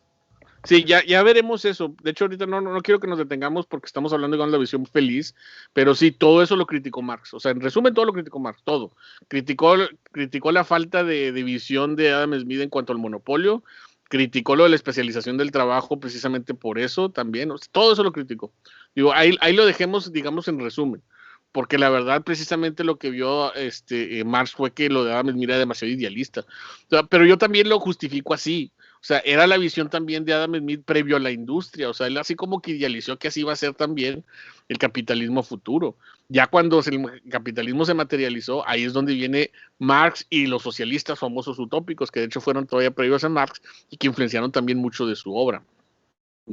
Sí, todas aquí están diciendo, como la escena de Love Lucy, como la de Charlie Fry, todas esas escenas son previas a Chaplin, así que primero fue Chaplin, digo, perdón que lo tenga en un pedestal, pero pues primero fue Chaplin, ¿no? Sí, ahí es donde también vemos la influencia de la comedia en general, ¿no? También es un poco similar a cómo producimos conocimiento nosotros, ¿no? Como historiadores, sí, o cualquier tipo de... Ahorita ese es el problema, de hecho. Ese es el problema, que lo del conocimiento se traduce también en, por ejemplo, las lógicas que está poniendo CONACYT. Sí, yo soy de una etapa y creo que ahorita esto medio se salva porque lo hemos defendido. ¿Para qué estudias historia? Eso no genera nada. O si vas a estudiar historia, es algo que genere, digamos, que sea, ¿cómo se llama? Productivo, o que sea atractivo, porque si vas a hablar sobre la cultura, la vida cotidiana y eso, ¿qué le importa? Sí, así pasa con el conocimiento también. El conocimiento también se ha vuelto mecanizado, también se vuelve como parte de intereses. Eso es terrible, ¿no? Lo estaba hablando con mis alumnos de seminario, de que no, es que me dicen que quiero estudiar este tema de tesis, pero me dicen que no, porque no va para ningún lado, porque no es atractivo, porque mejor ponte a estudiar política y economía. Y eso me parece negativo, ¿no? O sea, yo creo que debemos estudiar todo lo que el conocimiento nos permita. Limitar el conocimiento es, pues eso, ¿no? Es fiscalizarlo, es como ponerle precio. Y pues no está chido. Yo digo que no. Continuamos. Dice, la existencia de la propiedad privada por consecuencia, y esto era lo más liberal del punto de Adam Smith, también era importante, porque obviamente oponerse a eso era también oponerse a que esto era importante precisamente para el desarrollo del capitalismo. Ahí no tengo que decirlo mucho, porque hasta el mismo Declaración de los Derechos del Hombre lo tenía, ¿no? Y entonces en ese sentido, bueno, la propiedad privada también era algo importante, que pues ahorita lo vamos a ver, yo espero que, sí, ya me estoy tardando, pero sí lo veamos más adelante. El mercado libre, compra y venta sin restricciones, esta es una piedra angular precisamente del sistema de Adam Smith, porque decía, nada de esto va a ser posible si los gobiernos controlan el mercado. El mercado debe ser libre. Y el gobierno, en su sexto punto, me adelanto, debe ser pasivo y no debe interferir en las transacciones económicas. Estos dos últimos puntos fueron los que lo llevaron a los ingleses y a mí nada me detiene. No sé si me explico. La bandera del liberalismo los llevó por un punto, sí, a que el mercado debía ser libre, a que no debía haber esclavitud, a que no debía haber restricciones, pero les pongo un nombre a estos dos últimos puntos, las guerras del opio. ¿Qué tal? Sí. ¿Qué pasó con las guerras del opio, se acuerdan? No tiene que ser libre y es exactamente lo contrario a lo que era el mercado chino, que era únicamente cerrado y regulado por el gobierno. Y por andar queriendo abrir el mercado chino, lo único que hicieron los ingleses, sí, ellos ganaron, pero los chinos no. O sea, no sé si con este último punto doy a entender lo que funcionó, pero lo que al final también se convirtió en un doble discurso por parte de los ingleses. Sí, porque esto de abre el mercado, ok, que el mercado sea libre, está bien, pero ¿qué pasa cuando tu gobierno no entiende o no experimenta el mercado libre? Pues simple y sencillamente esto lo van a ver como una invasión. Que eso fue lo que pasó precisamente con las guerras del opio. Los ingleses decían, yo tengo mi derecho a vender opio sobre China. Y los chinos, canijo, ¿por qué? Pues porque es mi derecho. Entonces no sé si se fijan que esto también del mercado libre es una de las cosas que actualmente más se critica de lo que ahora llamamos en ese momento liberalismo y ahora neoliberalismo. Pues sí, tu mercado libre funciona, pero ¿qué pasa cuando ese mercado libre atenta contra mi mercado? Sí. O cuando se anteponen las necesidades del mercado sobre la de las personas. Exacto. Se cree que lo que es bueno para el mercado es bueno para todos en general. Que esa es la principal crítica al pensamiento neoliberal actual. Que si se fijan, es más una versión exponencial del pensamiento económico clásico. ¿Sí? Eso, si ustedes lo ven, por donde lo vean, esa es la actual crítica. Impone lo que dijo Carlos, imponer las ¿cómo se llama? Preferencias del mercado por encima de las necesidades humanas. En todos sus niveles. También el discurso falla cuando el propio Estado tiene que ir a rescatar al mercado, tiene que ir a rescatar a las instituciones que según lo están regulando. Sí, por eso todo esto fue bien bonito, lo que escribió Adam Smith, hasta 1929. Sí, ahí todo esto estaba bien padre, ¿no? El siglo XIX, sí, vamos a abrir el mercado, y ahí van los ingleses, y ahí van los franceses, y ahí van los británicos, a África, América Latina, Panamá. Sí, qué padre, estamos abriendo el mercado, nos estamos volviendo ricos. Oye, pero ¿qué pasa con África y Panamá y China? No nos importa, pero estamos volviendo ricos. Sí, estamos creciendo esta economía y demás. Y luego, ya llegaremos a eso. ¿Vamos bien? Ahora, geográficos. Ya quedó claro del sistema de Smith, que era una de las cosas que más me preocupaba. O sea, yo creo que sí quedó claro, ¿no? Los puntos. O sea, oferta y demanda, consumo, bienes y servicios, propiedad privada, mercado libre, fueron las bases para que precisamente se creara una economía capitalista industrial. ¿No? De cada mes no hubiera pensado esto, de otra forma no hubiera sido. A mí incluso hasta el año en que aparece en que se publica La riqueza de las naciones, 1776, o sea, no sé si ubican el año. O sea. Todo eso va a ser hasta interesante. ¿Qué pasó en 1776? Estados Unidos. Depende de Estados Unidos, exacto. Entonces ahí pues, se fijan, el juego se estaba moviendo en el planeta después de lo que Adam Smith hizo. Ok, ahora en geografía, voy a ir avanzando porque les digo, parece que ya se me está acabando el tiempo y luego ya les voy a dar hambre. Geografía, ¿qué pasa con la geografía? ¿También va a ser importante para el desarrollo de la revolución industrial en Inglaterra? Claro que sí, porque el clima húmedo y frío de las islas británicas obligó a la población a procesar gran cantidad de hilados y tejidos, lo cual se vio favorecido por la abundancia del ganado lanar propio de ese clima. ¿Qué les estoy diciendo? Esto va a empezar por la industria textil. Sí, en una Inglaterra que necesitaba textiles, claro que sí. El problema es cuando les querían vender esos textiles a los chinos, ¿se acuerdan? Ahí claro que no, pero bueno, eso es otra historia.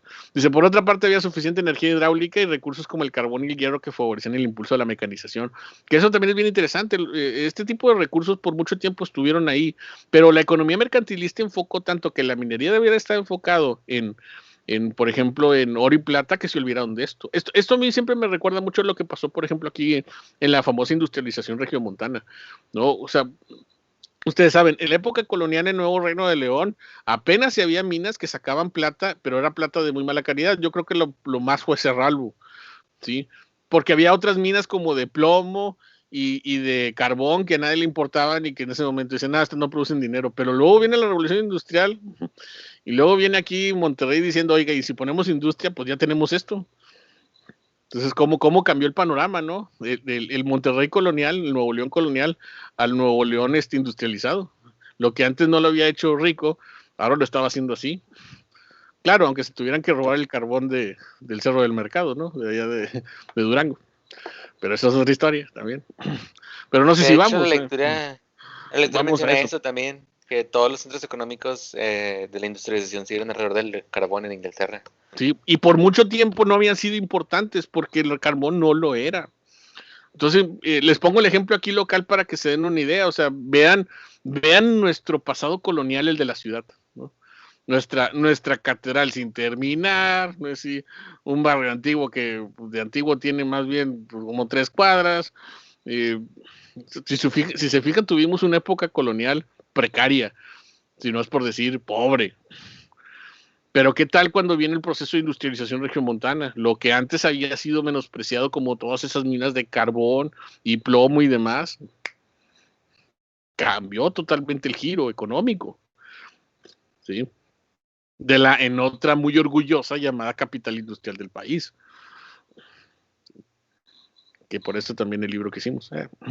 Ok, el aspecto geográfico fue también favorable al proceso, ya que la Gran Bretaña no hay región demasiado alejada de las costas y esa circunstancia ha facilitado siempre el comercio en aquellos territorios.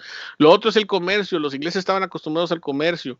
El comercio dependía precisamente de moverse por el mar y por los ríos, y bueno, pues los ingleses tenían muchos ríos y mucho mar por donde moverse rápidamente.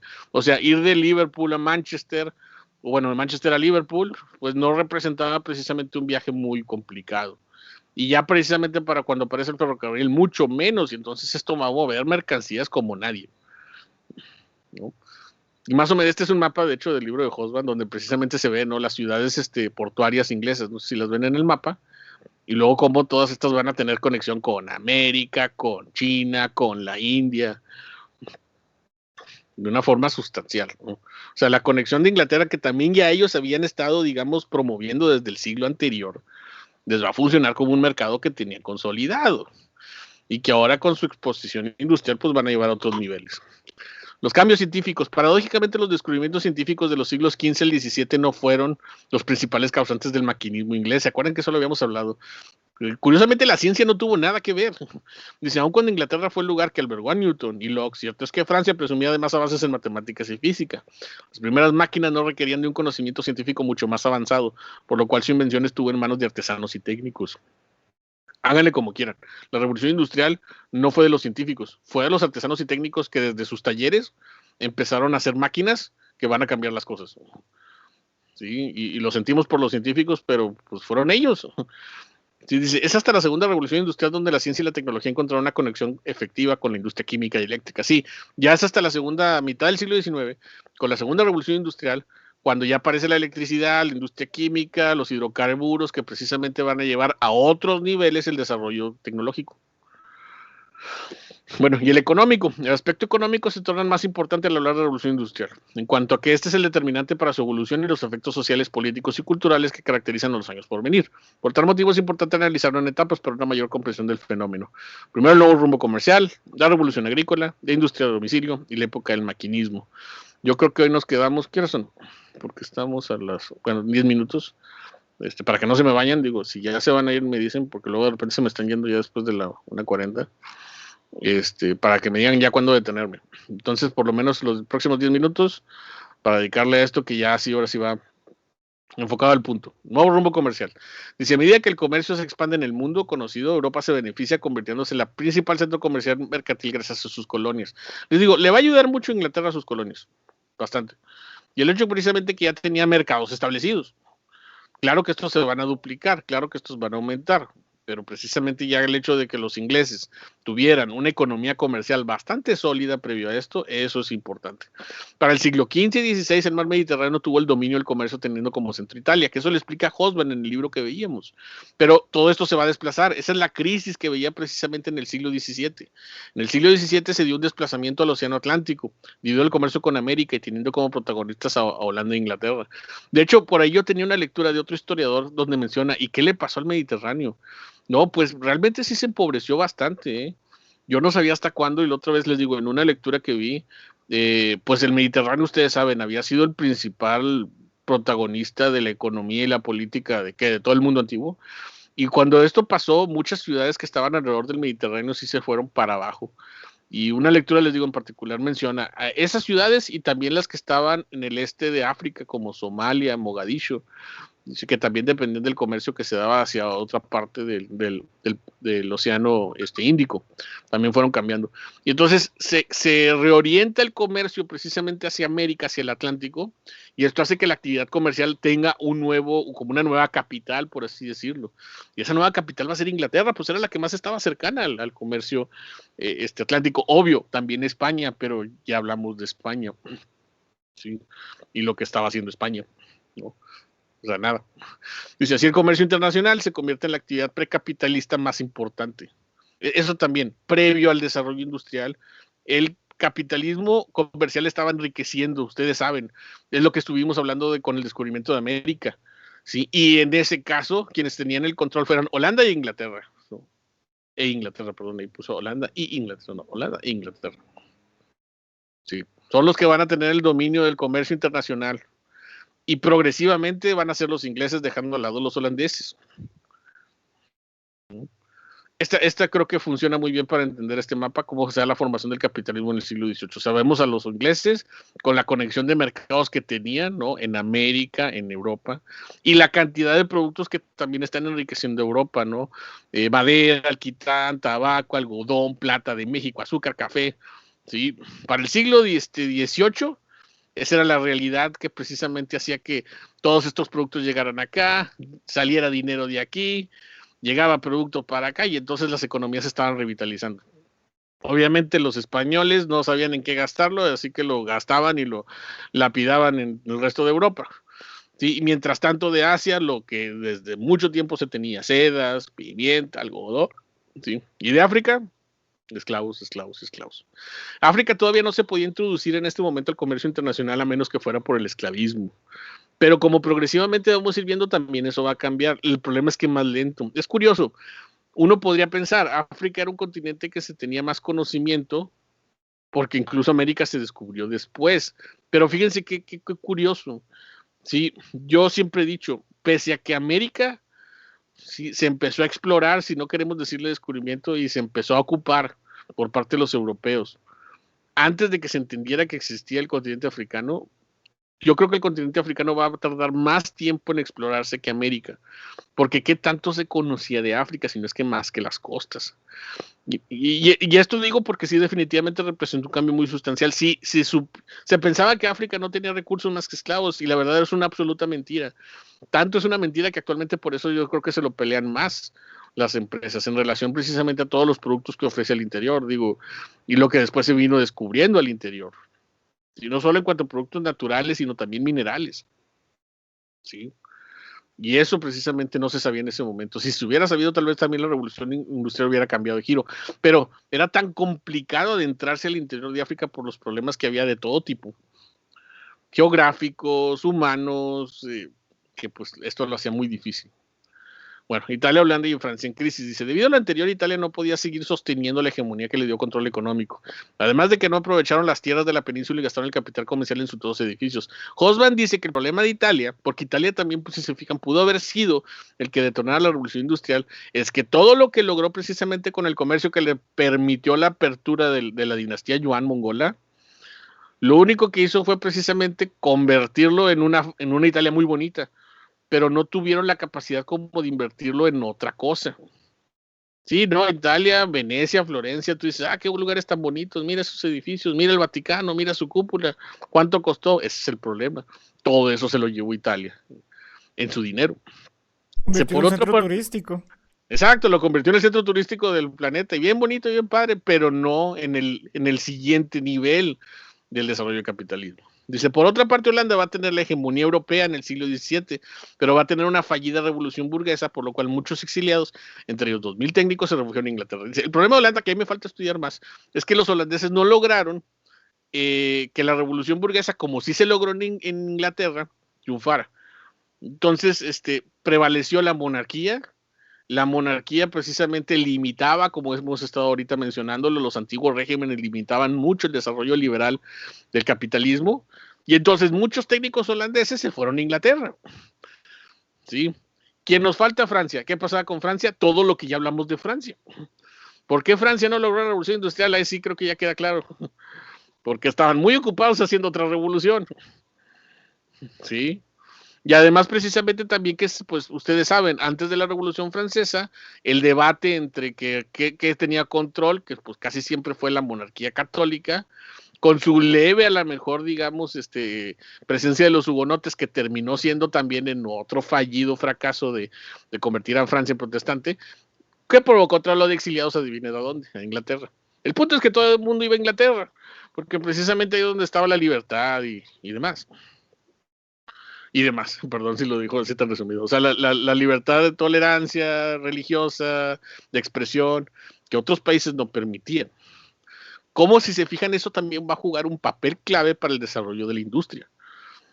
Porque al final, véanlo así de esta manera, y me adelanto, la máquina de vapor era una máquina monstruosa que se movía sola y no dependía de las fuerzas de la naturaleza. Entonces imagínense eso en un país totalmente católico. O sea, el siguiente día ya veías a sacerdotes ahí con un mazo dándole a la pobre máquina de vapor. No, deja de funcionar. Sí, lo único que te puede hacer funcionar es Dios. Entonces, pues, sí, o sea, que eso de que funciones tú sola, no te lo permitimos. Sí. Todo esto, ¿a quién va a beneficiar? Las crisis de todos estos países a Inglaterra. ¿Sí? O porque van a parar ahí, o porque el comercio estaba ahí, pero los ingleses, si se fijan, son los que vengas en nuestro reino. Sí, y ya por último, yo creo que ya por último por hoy, porque creo que ya lo estructuré mucho, la revolución agrícola. Esto para mí es fundamental, porque eso va a ser uno de los grandes problemas de todas las revoluciones industriales posteriores. Y porque a Inglaterra sí le funcionó la revolución industrial. Si a Inglaterra le funcionó la revolución industrial, es porque tuvieron comida para que funcionara. No sé si me explico. Si la revolución industrial va a tener éxito, es porque una revolución agrícola previa. Y ahí es donde entran los fisiócratas, que supongo que a lo mejor lo vieron ahí con el profe Moy. Las ideas fisiócratas sobre el aprovechamiento de la tierra como medio para alcanzar el progreso van a tener mucha influencia en Inglaterra antes que el mercantilismo o el capitalismo clásico lo hicieran, que es el que estamos hablando ahorita. Entonces, antes de que el mercantilismo y el capitalismo clásico, ya había estos fisiócratas que decían, es que también la tierra hay que aprovecharla. O sea, no en el sentido feudal, pero sí en el sentido de que también es una gran oportunidad de generar riqueza. En 4 pueden resumirse las aportaciones de la agricultura a la revolución: alimentos, mercado, capital y hombres. ¿Sí? Es que, entiéndase, si los ingleses no hubieran tenido una efectiva primera revolución agrícola, muy difícilmente hubieran dado paso a la revolución industrial. Les digo que este fue el problema con las revoluciones posteriores, porque para mí ese fue un gran problema, por ejemplo, con China, cuando Mao intentó precisamente industrializar al país con el famoso Gran Salto Adelante, o con Rusia. ¿Sí? O incluso yo me atrevería a decir hasta con México. Muchos países, cuando veían que la industria era el camino, le apostaban todo a la industria y dejaban de lado la agricultura. Y entonces tenían que depender de otros países o de la importación. ¿Saben qué otro ejemplo? También Japón. Y Japón lo sigue sufriendo. Japón le apostó tanto a su revolución industrial en el Meiji que se olvidó también de generar comida, y por eso ya andaban invadiendo Corea y cualquier otro país que les diera arroz. Pero los ingleses creo que fueron lo suficientemente inteligentes para entender que si iban a generar esta revolución, tenían que primero tener alimentado su población. Digo, al final también va a tener sus problemas, ¿no? Y no quiero precisamente poner a los ingleses como, oh, qué genios. Creo que más bien esto fue una de las tantas causas que también hizo posible que la revolución triunfara. Sí, la denominada revolución agrícola fue un fenómeno de progreso técnico: irrigación, rotación de cultivos, abonos, maquinaria, el aumento de producción, especialmente del maíz, permitió el abastecimiento de las grandes urbes, el crecimiento fantástico del hombre requería comida. No puedes hacer crecer todas esas ciudades inglesas nada más por voluntad. Necesitas comer, y creo que les estoy tanto hablando de comida que ya muchos, ya vámonos, profe. Sí, ya quiero comer. ¿Pero sí me explico? ¿Vamos bien con eso? ¿Me aguantan una diapositiva? De hecho, hay algo que mencionaba la profe. lectura, y es que si el campo inglés logró revolucionarse, es porque llevaba atrasado muchísimo tiempo, así que con nada más unas cuantas mejoras lograron hacer que funcionara bastante mejor de lo Sí. que había hecho nunca. ¿Y cuáles fueron esas mejoras? Ahí les van. Una diapositiva más y ahí les va. Los cambios empezaron por el tipo de tenencia de la tierra, de los viejos y tradicionales open fields. O sea, el problema es que Inglaterra, como cualquier otra parte de Europa, tenía campos comunales. O sea, tierras no cercadas, muchas veces de propiedad comunal, no muy bien reglada y con una producción destinada al abastecimiento de las necesidades de cultivadores o propietarios. Era de que yo, señor feudal, ahí está la tierra, trabájela y luego denme tributo y todos, pues bueno, y ahí trabajan la tierra. Entonces los ingleses pasaron a lo que se le enclosure. ¿Sí? Ellos empezaron a cercar los campos. Aquí el problema es que cada quien trabaja la tierra y como que no se aprovechan las tierras que son de provecho y aquellas que no. Sí, esto obviamente fue por parte de la burguesía, porque los señores feudales ya poco empezaban a perder el interés en esto. Y si lo que se quería, es que aquí hay es producción versus tener la tierra. En el feudalismo era querer tener la tierra y ya. Esta producía o no, no importa, el problema es tener la tierra. Pero los burgueses decían, no, el problema es tener tierras productivas. A veces puedes tener tierras, pero no producen nada. Entonces los burgueses empezaron a acercar tierras que pudieran producir. Porque no querían tierras nada más para tener títulos, querían tierras para producir. No sé si se ve la diferencia entre el ser señor feudal y ser señor burgués y tener tierras. ¿Sí? Puedes tener un montón de tierras, pero que son polvo, y puedes tener un montón de tierras que producen, y eso es lo que la burguesía quería. Entonces empezaron a acercar. Obviamente esto va a generar también desplazamiento de población, pero no importa, lo importante es que estaban produciendo. Sí, y eso el desplazamiento de población ya les encontrarán trabajo en otro lugar, y hablaremos dónde. Los campos cercados que establece la propiedad privada demostrada legalmente y que destina su producción al comercio. Sí me explico, o sea, no es lo mismo, yo te vuelvo a explicar, perdón que lo repita, yo señor feudal, un montón de tierras que me hacen noble y marqués de fulano y de tal, que no me importa el título, yo quiero estas tierras porque producen un montón de trigo, maíz o lo que yo necesite para tener más comercio. Este cambio en el sistema de tenencia provocó, los campos de ganadería desaparecen y aparece la agricultura basada en la alternancia mixed farming, o sea, aparece lo que es el concepto de una granja, ¿sí? Una granja ya más moderna, un lugar que produce comida, animales y producción agrícola en cantidades constantes todo el año y no solamente en temporadas y no solamente quien lo quisiera. ¿Sí? Entonces esto empezó a producir mucha comida, muchos animales. Sí, eso de los animales va a ser importante porque esta revolución va a empezar con la lana, con las ovejas.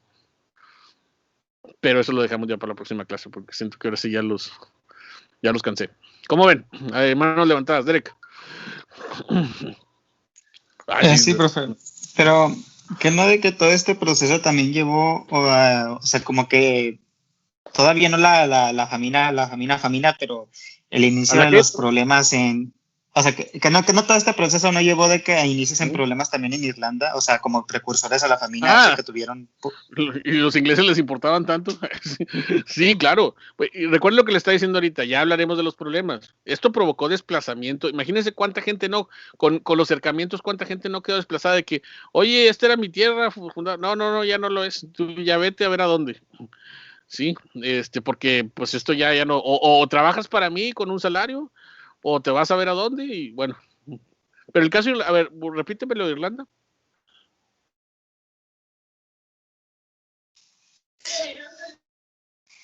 Disculpe, me dijo algo, es que se me cortó. Repíteme lo de Irlanda otra vez, es que ahí me quedé así como que Irlanda. Sí, que fue así como que el inicio o sea, que todavía no era que la famina, pero así como que el inicio de los problemas, o sea. Bueno, sí. Ya, los problemas territoriales, sí. Los problemas territoriales los van a tener con Irlanda y Escocia, pero se van a solucionar políticamente. Yo había puesto por aquí unas fechas en particular, que es cuando ya sí les dieron y ustedes, aquí, 1707 y 1808 con la Union Act, leyes que se inventaron la Unión de Inglaterra. Primero con Escocia en 1707 y luego con Irlanda en 1808. Ahí fue cuando dijeron, no, ya, olvídelo. Sí, obviamente esos problemas no terminaron, claro que no. Sí, durante todo lo que viene van a seguir peleándose. Todavía ahorita se están peleando, menos los escoceses, ¿no? No sé si han visto que de vez en cuando los ingleses lanzan un plebiscito a Escocia para que se independice. El último, no me acuerdo, hace fue como 2-3 años. Me dio bastante risa porque, pues, le dijeron, no, pues quieren independizarse y los escoceses dijeron no. O sea, siempre dicen que no. Me dio risa porque salió un meme de William Wallace así llorando de, no, no es posible. Pues es que ya para estas alturas la unidad de los 3 territorios es prácticamente una... No así Irlanda, los ingleses todavía tienen como que una identidad más consolidada, sobre todo por el catolicismo, creo que sí lo saben, ¿no? De que son católicos versus el control de los protestantes ingleses, eso es lo que no les gusta. Creo que es más una cuestión de poder político más que económico, creo. No sé. Pregúntenle a Bono. Sí. ¿Vamos bien?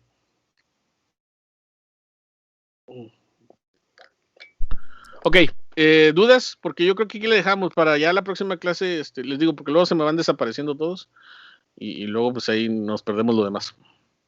¿Dudas, comentarios? ¿Cómo vieron lo de hoy? Yo quería agregar, profesor, en torno a lo que estamos hablando de los holandeses. Perdone si ya lo dijo usted, es que llegó un paquete, déjele muestro, por cierto. Mire lo que me llegó ahorita. Osborne, en torno a Y es el mismo libro de usted. Sí. Hubiera estado genial que fuese el mismo libro. No, aún no lo venden, creo. No el mío es la versión regiomontana de ese. Pues, el Eric Hobsbawm de México. No, ya quisiera. No, el Eric Hobsbawm de México es don Enrique Semo. Ese es el que es el Eric Hobsbawm de México. Y tuve una oportunidad para decírselo y me chivé bastante, pero eso es otra historia. Sí, yo tengo la versión viejita. La mía viene como un tractorcito ahí en la... La mía son dos personas, 2 hombres en una máquina de telar. Lo que quería comentar, profesor, es de lo de los holandeses, de por qué no llegaron. No sé si lo habrá comentado usted, pero lo que dije que de hecho me quedé corto, no le expliqué suficiente. A ver, dinos. Y lo que yo leí de Hobsbawm y lo que yo he leído antes, más que nada alrededor de la crisis de los tulipanes, es que el enfoque del Estado holandés fue más que nada como en el comercio. Ellos como que adaptaron el modelo español de las plantaciones y acaparaban este tipo de productos coloniales. Por ejemplo, ellos lograron obtener de que todas las Indias orientales, casi completamente sin ninguna oposición, y están llenas de recursos para explotar así, crear una revolución industrial. Pero y sabes también, ya lo había explicado yo una vez, perdón que te corte, pero también sabes cuál fue el problema, y saben cuál fue el problema, que los holandeses nunca tuvieron una colonización que fuera, digamos, efectiva, en el sentido que mandaban a sus colonizadores, pero como que se olvidaban de la provincia y en sus colonias fundaban otra cosa, que fue lo que pasó con los Boers en Sudáfrica. Sí, ¿se acuerdan que habíamos hablado de los Boers? Que era este grupo de granjeros, porque eran granjeros. Busquen Boer en Sudáfrica y les van a aparecer un sudafricano que no tiene nada que ver con Sudáfrica. Sí, que precisamente eran holandeses que llegaron ahí y ya se olvidaron de, digamos, de la tierra sobre todo holandesa. Y entonces eso no creó la misma conexión que los ingleses sí. De hecho, Boer es un término peyorativo que significa algo así como granjero o ranchero. Eso que dices, digo, nada más que yo ampliado a eso, y sobre todo por el ejemplo de los Boers, que eran holandeses, y de hecho van a entrar en conflicto con los ingleses por el control de Sudáfrica, ¿sí? En las famosas guerras Anglo-Boer, que son bien famosas, antes de la Primera Guerra Mundial, si no las conocen yo, el típico, bien famosas, nada más las conocen ellos. Antes de la Primera Guerra Mundial, las guerras más famosas que hubo así internacionales fueron las guerras Boer. Sí, esas eran las guerras así de que, uy, que hasta dónde hemos llegado con estas guerras. Sí, nadie había visto que luego venía la Primera Guerra Mundial. Miguel. Sí, que de hecho la presencia de estos Boers en Sudáfrica va a acabar marcando que el Afrikaans, que es la lengua franca y por lo general la más hablada y que se utiliza para comunicarse a través de las comunidades africanas, es un derivado del neerlandés. Sí, el Boer, el African, perdón, sí, que es lo que hablan precisamente la parte de los sudafricanos que son blancos, ¿no? Y que tiene razón, es un derivado del holandés y del alemán, ¿no? Sí, claro. De hecho, le pones Boer y te sale un ganado. Estoy buscando ahí Boer, una imagen. No, y fíjense, los Boer los vemos mucho en Historia de África. No sé si están llevando Historia de África con el profe. Así es, con Luis Enrique, el profe Luis Enrique. con Quique, perdón, con el maestro Enrique. A ver si pueden ver con él lo del apartheid, porque precisamente los Boers, pues eran este grupo que también, por ser de origen holandés y alemán, en Sudáfrica se volvieron, pues, muy, muy, digamos, hostiles hacia la población negra. Y entonces por eso apareció el famoso apartheid. Les estoy compartiendo pantalla porque adivinen cuál es la bandera Boer. ¿No se les parece conocida a otra? No, por favor. La bandera de la India, ¿no? Se parece. Sí, a la de la India, seguro. Seguro es eso. Y bueno, estos eran los Boers, o sea, estos prácticamente ganaderos con rifle que lucharon contra los ingleses, porque ellos estaban ya hechos a la tierra sudafricana por su ganado, pero no sabían lo que había debajo de ellos, de la tierra sudafricana, que era oro y diamantes. Profe, ¿Qué seguía eso valiendo dinero? profe, ¿puede poner las imágenes otra vez? Ah, sí, claro, perdón, es que lo había quitado porque... Ya, es que me llamó la atención ahí una playera que alcancé a ver que dice... Speak English, speak French, dress Italian, speak Arab, party Caribbean, more over, Boer. ¿Qué quiere decir eso último? Que es algo así que es... No sé, fíjate. Humor, no sé qué es. Pero por lo que está diciendo ahí es... Ni idea. Los sudafricanos son tan raros. Mano Parece que está escrito en África, En África. ¿no? En África, sí. Se me hace que sí. Ok. Bueno, ¿algo más, compañeros?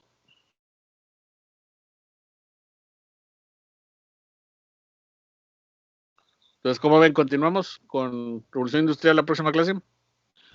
Sí. Sí, profe. ¿Misma ¿Vamos lectura bien? u otra diferente? No, continuamos con la misma, pues es que no la pude terminar, pero ya la próxima hora sí terminamos. Ok. Sí, ya ahora sí terminamos, espero que sí. Espero que sí. Pero sí está interesante, ¿no? Sí. Muy Sí, bien. profe, la verdad. Muchas gracias, profe. Yo ya me tengo que retirar. Ok, sí, ya sé. Hablamos. Bye, bye. Gracias, profe, gracias. Hablamos. Gracias, nos vemos. Que le vayan, profe.